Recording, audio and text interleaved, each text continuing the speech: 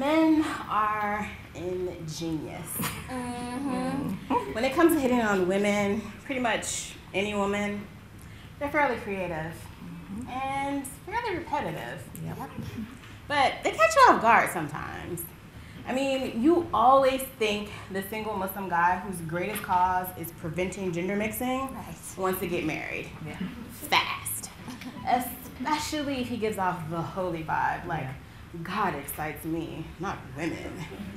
This guy never even talks to you, and then bam, he wants to marry you. Oh. Sometimes he's in love with you, like you were made for each other since time immemorial. What? How does he know? You made eye contact. He'll appear out of nowhere and say, hi, we never met or spoke before, but you have to know we're soulmates and I'd die if I couldn't be with you. I'd like to meet your parents. You usually keep your distance from this guy. And his mother. And you harbor a cautious suspicion against those married uncle types who tell you, my dear, you have beautiful eyes. And you're 1/3 his age, and he complains about his wife and kids. He says, I'm not the type of man who would use a woman for a night and just leave her. Oh, thank you. Buddy thinks he's got game. Or this woman's an idiot. Yeah. Well, then what about the guy who was a player pre-religiosity? And now he's the biggest advocate for polygamy. Sister, it's a man's right. Right. And you would be honored by God to let me fulfill this right. What an honor. I mean, please, could you just be honest and just say what's between my legs informs my analytical reasoning?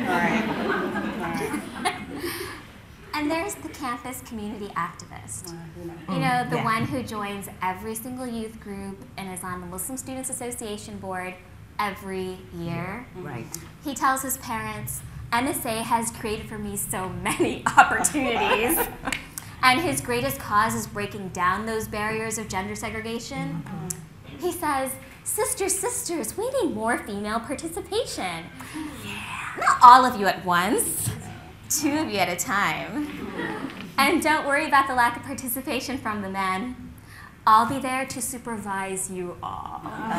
So true. And kind of along the same lines is the Mactivist. If you know the Mactivist. The one who prefaces his statements with, so I just finished reading the autobiography of Malcolm X, and then proceeds with, man, I was so busy last weekend. There was a pro-immigration rights rally, pro-Palestinian rally, animals are our friends, not food, make love, not war protest.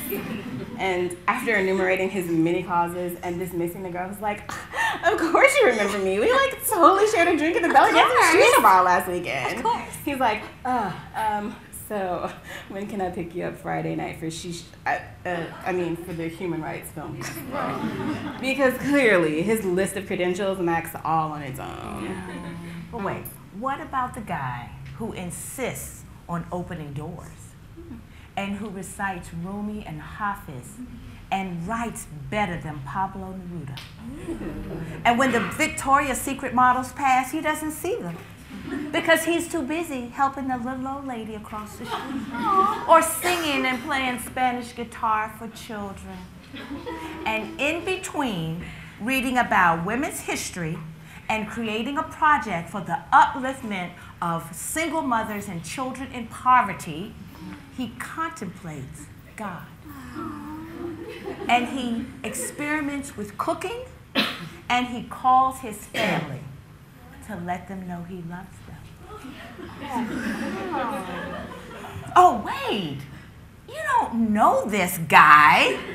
Or you're talking about your best friend, Sabrina.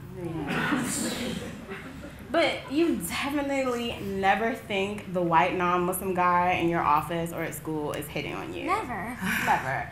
Especially after you convince yourself that most of these guys see you as asexual beings. You know, you're all covered in stuff, and they're always enticed by much more enticing bodies. Yeah. You think he's harmless, and unless he has a thing for exotic women or some sort of ethnic fetish, you think, whatever, doesn't stand a chance. Right. So you let your guard down, and then he says, so, what do you do? How intriguing. I'd like to know more about your research. Or he says, now, don't you think it's unfair in Islam that you can't marry a non-Muslim man like me? When is there going to be a Muslim Protestant Reformation? What does that mean? Here's my number. Can I get yours? You think he wants you to call because he wants your library privileges? Or maybe he gets a flat tire? Or he's interested in your friend Jessica? But much more likely, he's another FBI informant. And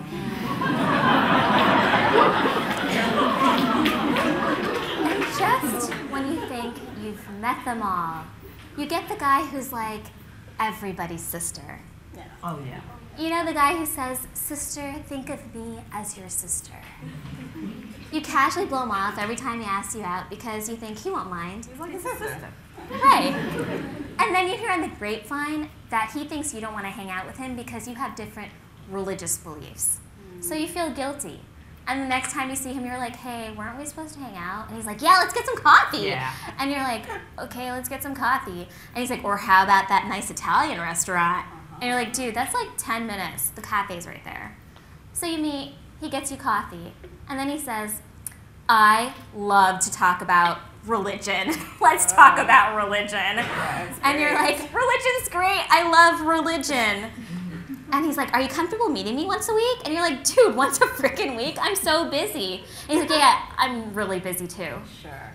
And he's like, are you comfortable getting to know me and meeting me sometime? And you're like, yeah, sure, whatever floats your boat. You know what? Then it hits you. I think we need to find a new sister for our sister.